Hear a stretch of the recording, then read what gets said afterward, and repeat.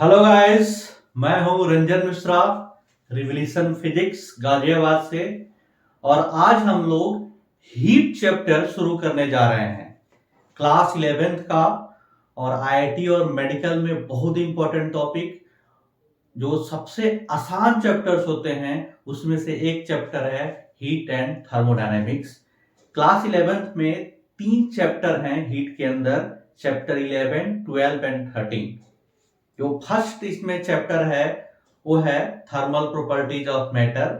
Second आएगा इसमें thermodynamics, और फिर KTG kinetic theory of gases.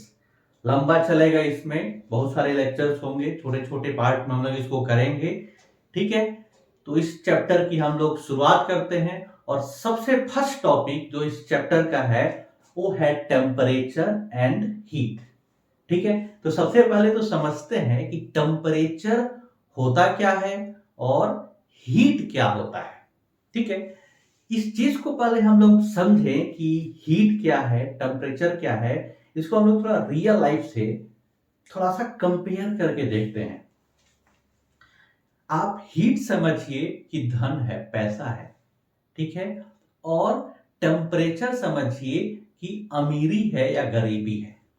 ठीक है, अगर किसी आदमी को आप पैसा दीजिए किसी भी फॉर्म में, पैसा का भी अलग अलग फॉर्म हो सकता है, जो आप डायरेक्ट पैसा दे दीजिए या गोल्ड दे दीजिए या बिटकॉइन दे दीजिए या घर खरीद के दे दीजिए या गाड़ी खरीद के दे दीजिए।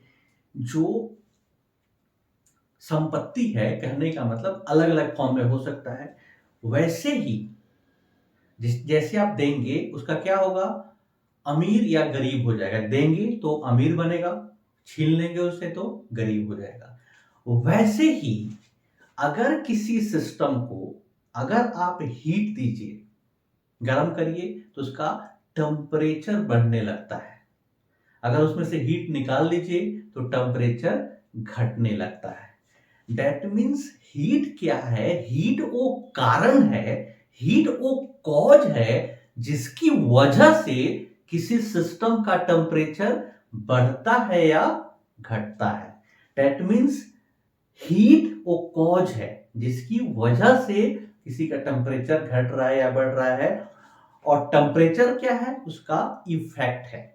टेम्परेचर बताएगा कि हाँ भाई हीट आ गया, बढ़ गया। मैं टेम्परेचर क्या बताएगा कि हीट चला गया, मैं घट गया। दैट मीन्स क्या बताएगा, हॉटनेस एंड कोल्डनेस।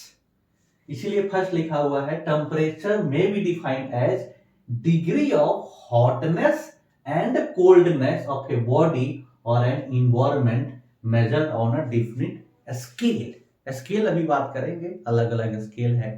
सबसे पहले तो ये समझना है कि टेम्परेचर है क्या।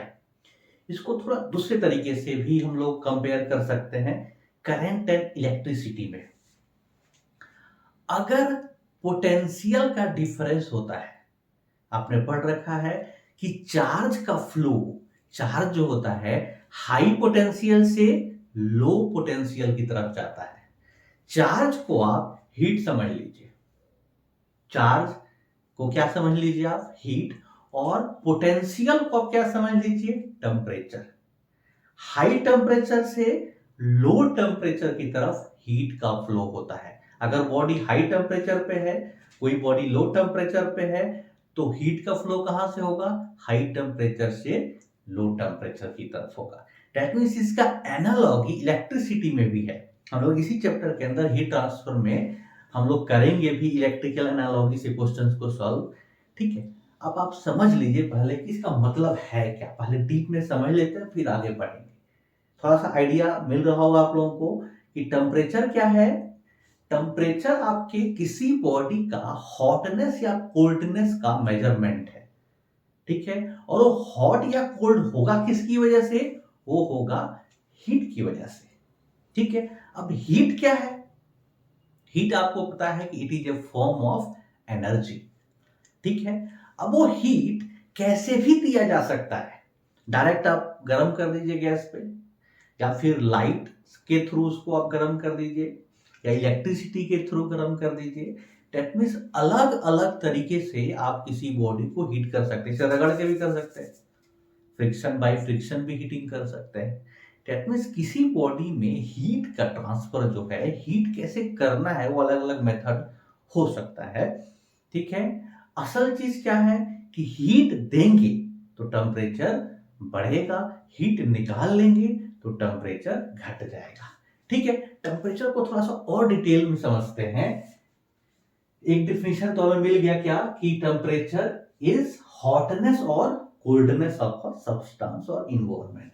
अब सेकंड देखिए, ये मैंने समझा ही दिया, ड्राइविंग फोर्स और potential causing the flow of energy as a heat. Temperature difference ही डिसाइड करता है कि हीट का फ्लो किधर से किधर होगा। जैसे अभी ठंडी का सीजन चल रहा है, बाहर का टेम्परेचर क्या हो गया, कम हो गया, आपके बॉडी का टेम्परेचर बाहर के टेम्परेचर कंपैरिजन में ज्यादा हो गया, तो आपके बॉडी से हीट बाहर जाता है, इसलिए आप स्वेटर को पहनते हैं। ठीक है, गर्मी के दिन में क्या होता है, बाहर का टेम्परेचर ज्यादा हो जाता है और आपके बॉडी का टेम्परेचर उसके कंपैरिजन में कम हो जाता है, तो हीट आपके अंदर आने लगता है।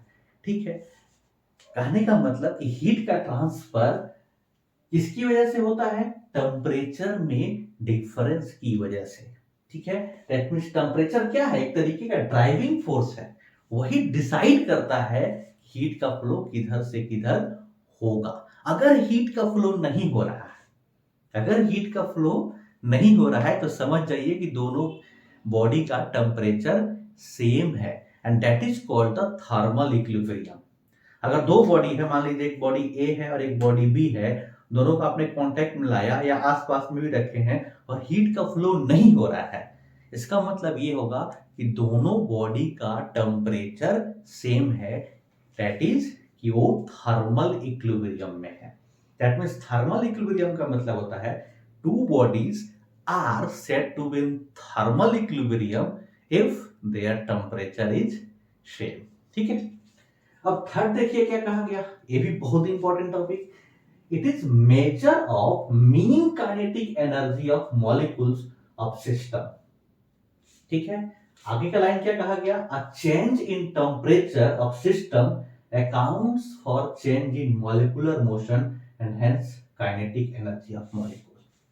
बिल्कुल बहुत इंपॉर्टेंट, इसको हम लोग काइनेटिक इंटरप्रिटेशन ऑफ टेम्परेचर से आगे आने वाले लेक्चर में इसको स्पेशली पढ़ेंगे कि जो टेम्परेचर है, टेम्परेचर जो होता है, एक बहुत सारे मॉलिक्यूल्स है आपका, आप उसका एवरेज काइनेटिक एनर्जी निकालिए तो एक मॉलिक्यूल का जो एवरेज काइनेटिक एनर्जी है या मीन काइनेटिक एनर्जी है वो बताता है। समझ में आ रहा है मैं क्या कह रहा हूं, इसको हम लोग और डिटेल में पढ़ेंगे आने वाले केटीजी के अंदर, इस चीज को हम लोग बहुत डिटेल में पढ़ेंगे कि टेम्परेचर क्या है, मॉलिक्यूल्स का मीन मतलब एवरेज काइनेटिक एनर्जी का मेजरमेंट है।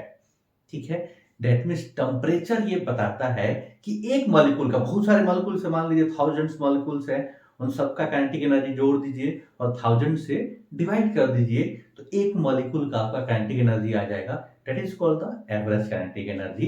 तो टेम्परेचर क्या है, एवरेज काइनेटिक एनर्जी बताता है। ठीक है, ये दिमाग में रहना चाहिए कि टेम्परेचर क्या बताता है, average kinetic energy of a molecule, एक मॉलिक्यूल का एवरेज काइनेटिक एनर्जी क्या है। हीट क्या बताता है, टोटल बताता है कि टोटल काइनेटिक एनर्जी कितनी है, इसलिए देखिए यहां पे लिखा हुआ है heat is simply the total energy of molecular motion of substance. ठीक है, कि जब सारा, मान लीजिए कोई गैस है या कोई बॉडी है, तो उसके अंदर जितने भी मॉलिक्यूल्स हैं सब मोशन कर रहे हैं, रैंडम मोशन होता है उनका, तो जो टोटल काइनेटिक एनर्जी होगी उनकी सारा जोड़ दीजिए, तब जो एनर्जी होगी दैट इज कॉल्ड हीट, और एक मॉलिक्यूल का जो एनर्जी होगा उसको टेम्परेचर कहा जाएगा। ठीक है, दैट मींस हीट किस चीज का मेजरमेंट है, टोटल मॉलिक्यूलर मोशन का जो एनर्जी है वो हीट का मेजरमेंट बताएगा, और जो एक मॉलिक्यूल है उसका जो काइनेटिक एनर्जी है वो टेम्परेचर बताएगा। ये बहुत की पॉइंट है, इस चीज को समझ लीजिए। ठीक है, दैट मींस टेम्परेचर एक मॉलिक्यूल का काइनेटिक एनर्जी का मेजरमेंट है, और हीट जो है सबको जोड़ दीजिए, उनका मोशन की वजह से जितना भी एनर्जी होगा उसका मेजरमेंट है। ठीक है, उसके बाद नेक्स्ट क्या है, पैरामीटर विच डिटरमाइंस वेदर और not system is in thermal equilibrium with other system. ये बात कर ही लिए कि टेम्परेचर से ही पता चलता है कि ये दूसरे बॉडी के साथ थर्मल इक्विलिब्रियम में है या नहीं है। अगर दो बॉडी का टेम्परेचर सेम है, दोनों का टेम्परेचर इक्वल है, तब वो थर्मल इक्विलिब्रियम में रहेंगे। अगर उनका टेम्परेचर इक्वल नहीं है तो थर्मल इक्विलिब्रियम में नहीं रहेंगे। ठीक है, अब टेम्परेचर के बहुत सारे स्केल हैं। इसका जो एसआई यूनिट है टेम्परेचर का, दैट इज केल्विन। आपने सेकेंड चैप्टर में भी पढ़ा हुआ है कि जो 7 बेसिक जो फंडामेंटल यूनिट्स होता था, उसमें से फंडामेंटल जो क्वांटिटी होता था उसमें से टेम्परेचर है। ठीक है, दैट मीन्स टेम्परेचर को पढ़ने के लिए और किसी की जरूरत नहीं है। ठीक है, इसीलिए बोल सकते हैं कि ये क्या है, फंडामेंटल क्वांटिटी है। और इसका यूनिट क्या होगा, ऐसा यूनिट केल्विन। ठीक है, इस पे बहुत सारे स्केल आएंगे, अभी हम स्केल जस्ट डिस्कस करेंगे इस पे डिटेल में। थोड़ा सा हीट को समझ लेते हैं। हीट क्या है, फॉर्म ऑफ एनर्जी है। अब एनर्जी कई फॉर्म में हो सकता है। जो हीट है, हीटिंग इफेक्ट कई तरीके से हो सकती है। इलेक्ट्रिकल एनर्जी के थ्रू भी हीटिंग हो सकती है, मैकेनिकल एनर्जी के थ्रू भी हीटिंग हो सकती है, ऑप्टिकल एनर्जी के थ्रू भी हीटिंग हो सकती है। कितने भी तरह से हम हीटिंग कर सकते हैं। दैट मीन्स हीट क्या है, एक फॉर्म ऑफ एनर्जी है। ये बता ही दिया कि टोटल जो मॉलिक्यूलर मोशन होता है उनका मेजरमेंट बताएगा। एक और चीज बहुत इंपॉर्टेंट यहाँ लिखा हुआ है, heat energy depend on speed of particles. किस स्पीड से पार्टिकल का मोशन हो रहा है, और नंबर ऑफ पार्टिकल्स, उनके साइज और मास पर डिपेंड करता है। ठीक है, कितने नंबर ऑफ पार्टिकल्स होंगे, and type of particles, that means material पर भी डिपेंड करेगा। किसका, हाइड्रोजन का है या हीलियम का है या किसका है, उस पर भी हीट डिपेंड करता है, कितना एनर्जी उसका होगा। ठीक है, समझ में आया? मुझे लगता है समझ में आ गया होगा।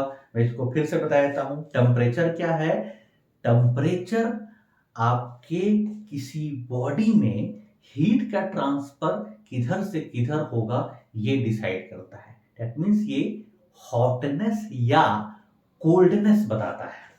और हीट क्या है, एनर्जी है, वही जब इधर से उधर फ्लो होता है, ठीक है, वो टेम्परेचर की वजह से होता है। ठीक है, एक चीज और समझिए, एक बहुत इंपॉर्टेंट, आगे जो हम लोग इसमें बढ़ रहे हैं कि हमें टेम्परेचर को जब मेजर करना होता है, अब जैसे लिखा तो है कि हॉटनेस और कोल्डनेस का मेजरमेंट है, लेकिन कोई बॉडी हॉट है या कोल्ड है ये कैसे पता चलेगा?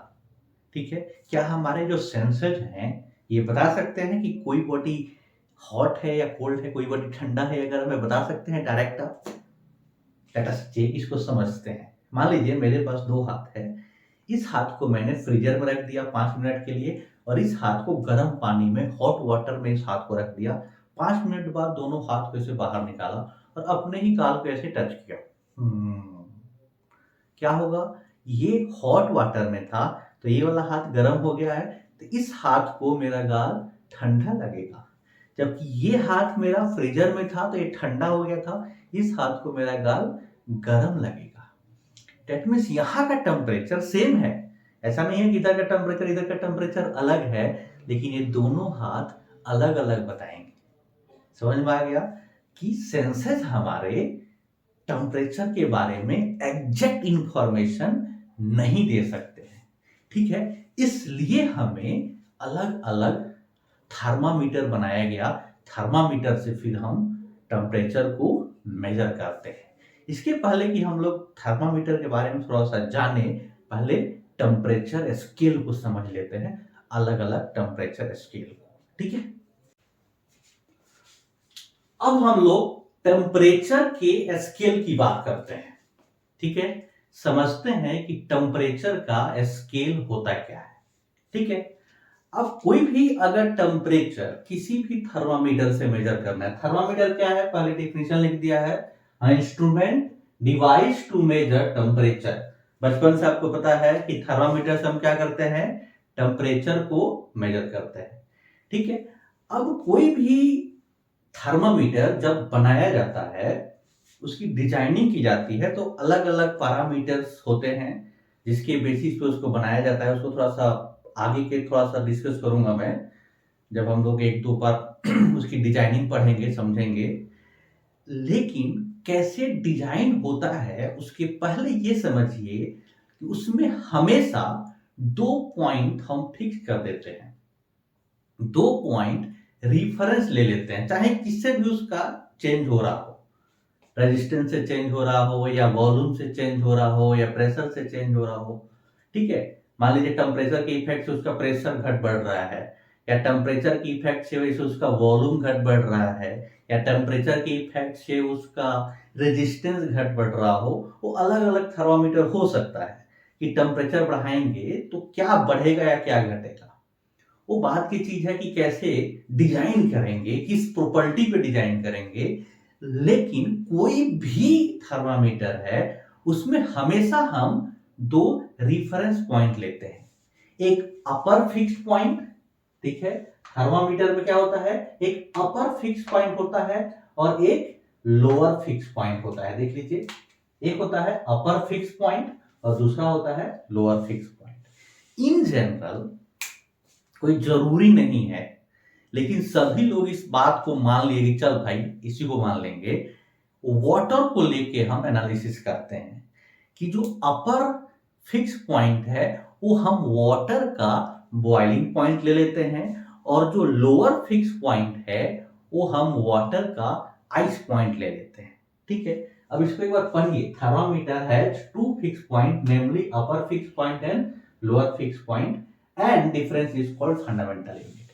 अब इस चीज को समझिए, आपका वाटर है, ठीक है, तो एक स्केल बना दिया। ठीक है, ये क्या होगा, जब ये बॉयल होगा this will be the boiling point. ठीक है, और ये आपका आइस पॉइंट हो गया, या कहिए कि फ्रीजिंग पॉइंट हो गया जब ये फ्रीज होगा। ठीक है, अब ये फिक्स है। क्लियरली समझ लीजिए स्केल का मतलब क्या होता है। ठीक है, स्केल का सिंपल सा मतलब होता है कि जिस चीज को आपको मेजर करना है वो तो फिक्स है। अब जैसे ये इसका लेंथ है, ठीक है, ये एक फिक्स लेंथ है। अगर आप इसको स्केल से ही मेजर करें तो सेंटीमीटर वाले स्केल में ये जो लाइनिंग रहती है अलग अलग रहेगी, नंबर ऑफ लाइनिंग अलग हो सकती है। इसी इसी मार्कर को अगर आप उसके सामने, उसके जो दूसरे साइड में स्केल रहता है इंच वाले से मेजर करें, जिसमें इंच का स्केल बना रहता है, तो उसमें नंबर ऑफ लाइनिंग अलग हो सकता है। बात समझ में आ रहा है? डेट मीन्स ये सेम, इसका लेंथ तो फिक्स है, इसका लेंथ फिक्स है, लेकिन जब आप इंच के स्केल पे मेजर किए तो इसका नंबर ऑफ लाइनिंग अलग होगा। अगर आप इसको सेंटीमीटर पे करेंगे तो इसका लाइनिंग अलग होगा। बात समझ में आ गया क्या कहना मैं चाह रहा हूं? जो आइस पॉइंट और जो बॉइलिंग पॉइंट है ये टेम्परेचर फिक्स है। अब इसको आप कैसे देख रहे हैं, ठीक है ना, किसके थ्रू देख रहे हैं? जैसे इसको थोड़ा सा और रियल लाइफ में समझते हैं। ये पेन है, ठीक है, अब इसका जो रेट है डेट इज 35 रुपीज। रुपीस में देखेंगे तो 35 है, 35 लाइन ऐसे बने। लेकिन अगर इसी को मैं अगर डॉलर में खरीदने जाऊं तो इसका रेट क्या होगा, $0.4 या $0.6 या $0.2। यूरो में खरीदने जाऊंगा तो कुछ और हो जाएगा। डेट मीन्स उनका एक जो स्केल है, $1 का जो स्केल है उसके आधा में ही मिल गया। जबकि आप इसको रुपीज में खरीदने आए तो 35 लाइनिंग हो गई। इसका मतलब ये नहीं कि रेट अलग हो गया, रेट इसके इक्विवेलेंट ही है वहां पे। ठीक है, अब जैसे इसी को अगर मैं सेंटीग्रेड में अगर मैं मेजर करने जाता हूं तो ये कितना होता है, देखिए 100 डिग्री सेल्सियस होता है। लेकिन अगर इसी को इसका आइस पॉइंट देखें तो कितना होता है, 0 डिग्री सेल्सियस। कितने का गैप है ये, 100 का गैप हो गया, ठीक है। लेकिन अगर इसी को फ़ारेनहाइट में करने जाते हैं तो ये मैंने जो देखा है वाटर के लिए ही लिखा हुआ है, फ़ारेनहाइट स्केल में ये जो आइस पॉइंट है ये हो जाएगा 32 डिग्री फ़ारेनहाइट, और जो बॉइलिंग पॉइंट है वो हो जाएगा 212 फ़ारेनहाइट। अब इनके बीच का जो गैप है देखिए 180 स्केल का हो गया। लेकिन उन दोनों के बीच का जो टेम्परेचर है, एक्चुअली में जो टेम्परेचर है वो तो फिक्स है। इसको आप मेजर कर रहे हैं, आप इंच में मेजर करिए या सेंटीमीटर में मेजर करिए या किलोमीटर में मेजर करिए, इसका लेंथ नहीं चेंज होगा। आपका स्केल चेंज हो रहा है, उसमें लाइनिंग आपका अलग अलग हो सकता है, पावर उसका अलग अलग हो सकता है, लेकिन इसका लेंथ चेंज नहीं होगा।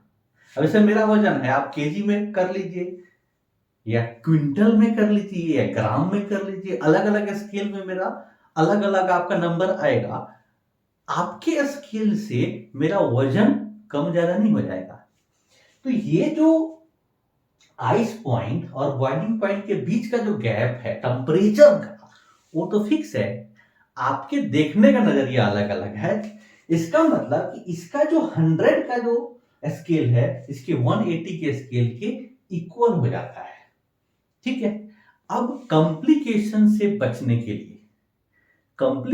बचने के लिए हमने फॉर्मूला डिराइव कर रखा है कि जो भी रीडिंग है, जैसे सेल्सियस स्केल में रीडिंग है, ठीक है, तो क्या लिखेंगे, C minus lower fix point, centigrade का लोअर फिक्स पॉइंट क्या है 0 degree, upon upper limit minus lower limit, upper limit minus lower limit कितना है ये 100, ये हो जाएगा 100। अब ये फिक्स है, हमेशा कांस्टेंट रहेगा। अब मान लीजिए हमने इसी के लिए फ़ारेनहाइट की इक्वल करना है, फ़ारेनहाइट में कन्वर्ट करना है, तो फ़ारेनहाइट की रीडिंग क्या होगी F, और इसका लोअर पॉइंट 32 अपॉन इनके बीच का गैप जो है जिसको फंडामेंटल इंटरवल बोलते हैं, कितना है 180 डिग्री। इसी को अगर थर्ड हमारा स्केल है रेनॉल्ड स्केल, इस पे लिखना हो तो क्या लिखेंगे, देखिए R -0 अपॉन गैप कितना है देखिए 80 का, ये गैप आ जाएगा हमारा 80 का, ठीक है। अगर केल्विन में लिखना है, इसी को केल्विन में लिखना है तो क्या लिखेंगे K -273 अपॉन 100, ठीक है। इसी को अगर रैंकिन में लिखना है, ठीक है, तो रैंकिन में इसी को मैं यहां इक्वल लिख देता हूं, यहां पे क्या हो जाएगा Rn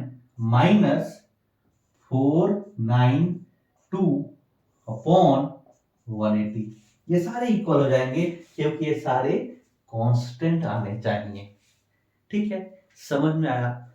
पहले तो आप स्केल समझ लीजिए कि हमारे मेन जो हम स्केल यूज करते हैं थर्मोमेट्री, इस टॉपिक को बोलते हैं जहां पे हम टेम्परेचर का स्टडी करते हैं।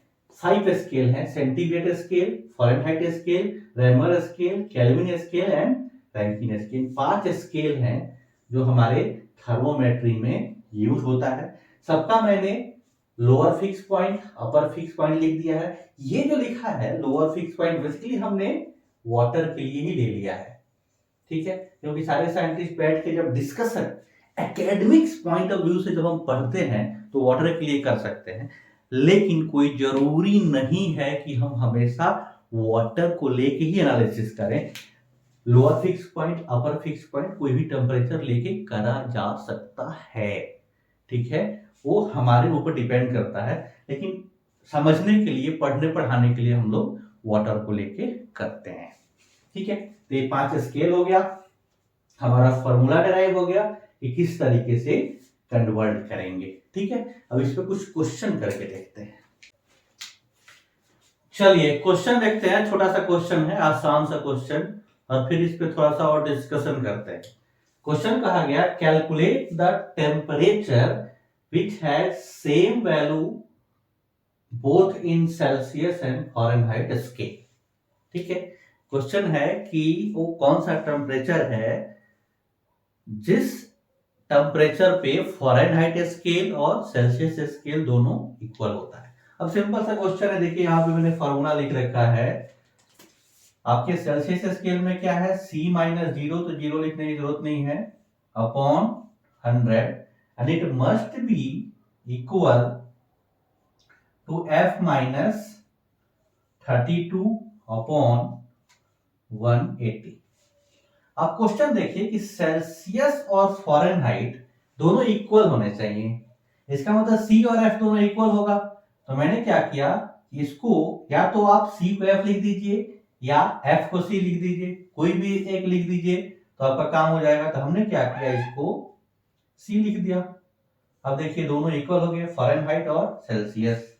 अब यहां से देखिए जीरो से जीरो कैंसिल, ये क्या आ गया, C upon 10 equal to C minus 32 upon 18। ठीक है, अब यहां से देखिए इस 18 को इधर लेके आ जाओ, 18 upon 10 C equal to C minus 32। ठीक है, अब यहां से देखिए इस C को इधर लेके आ जाइए, 18 upon 10 C minus C equal to minus 32।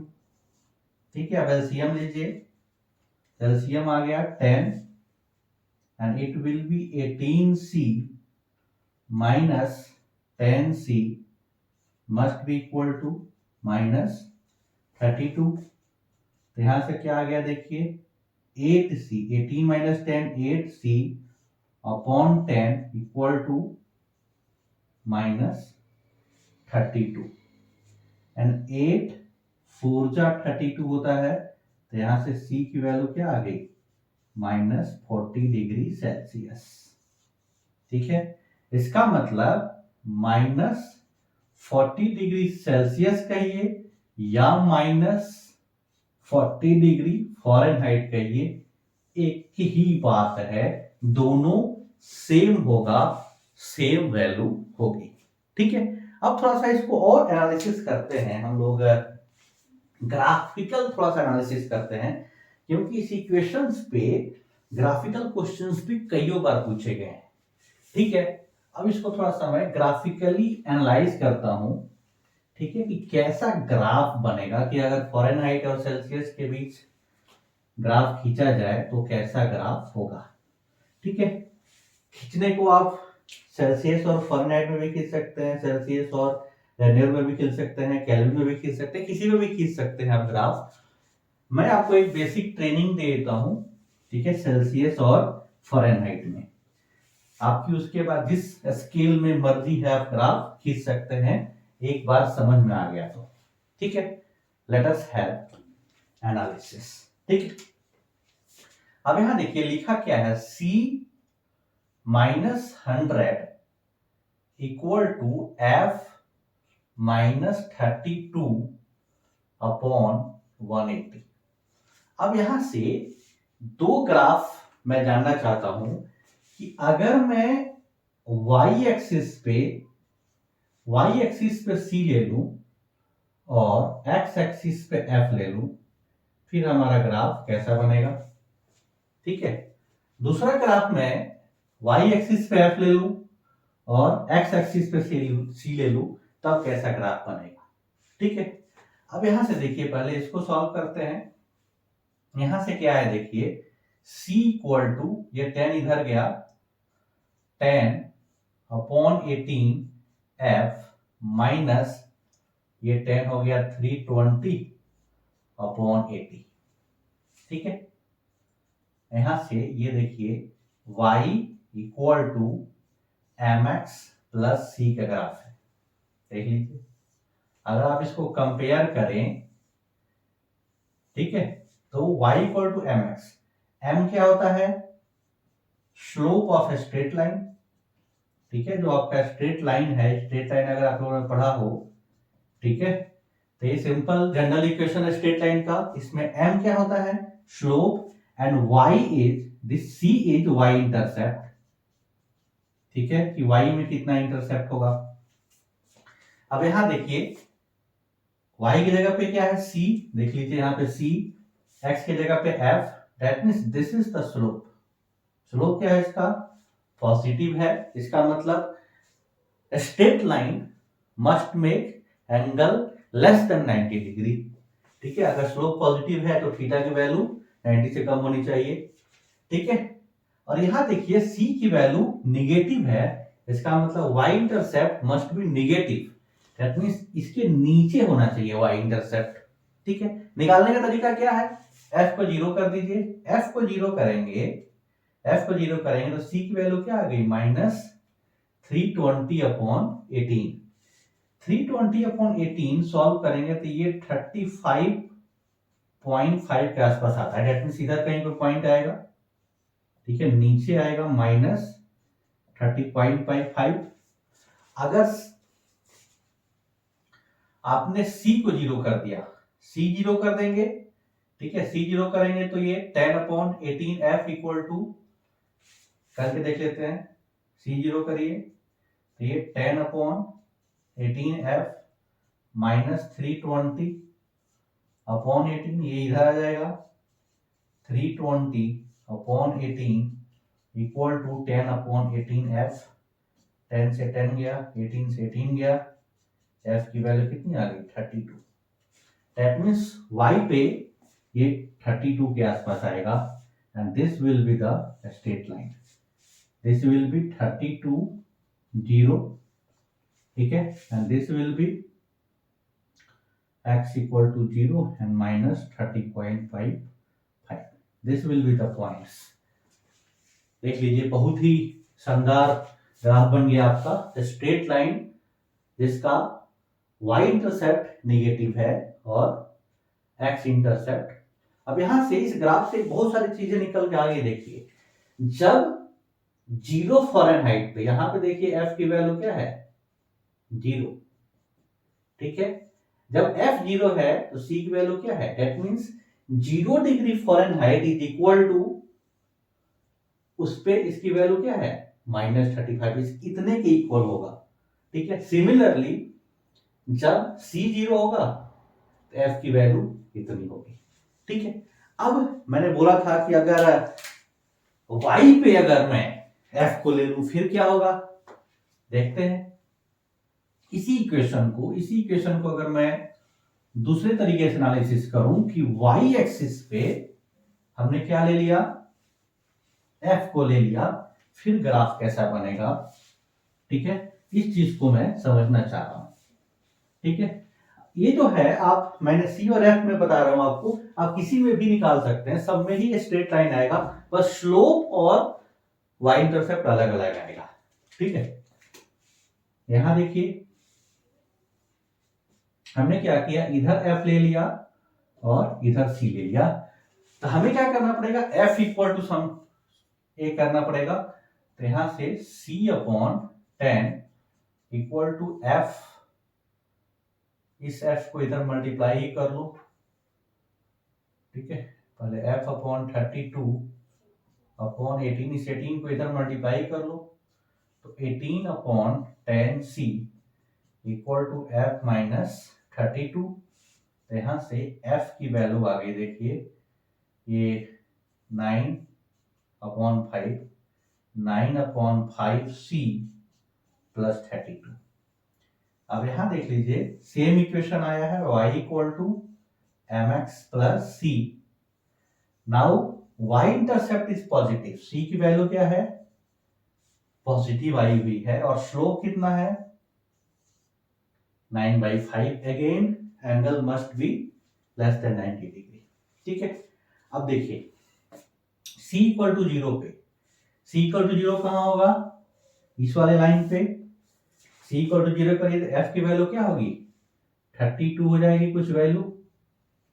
ठीक है, और अगर f इक्वल टू 0 कर दिया आपने, f इक्वल टू 0 कर दिया यहां पे, ठीक है, f इक्वल टू 0 कर दिया तो c की वैल्यू क्या आई, देखिए f इक्वल टू 0 किया आपने तो 9/5c इक्वल टू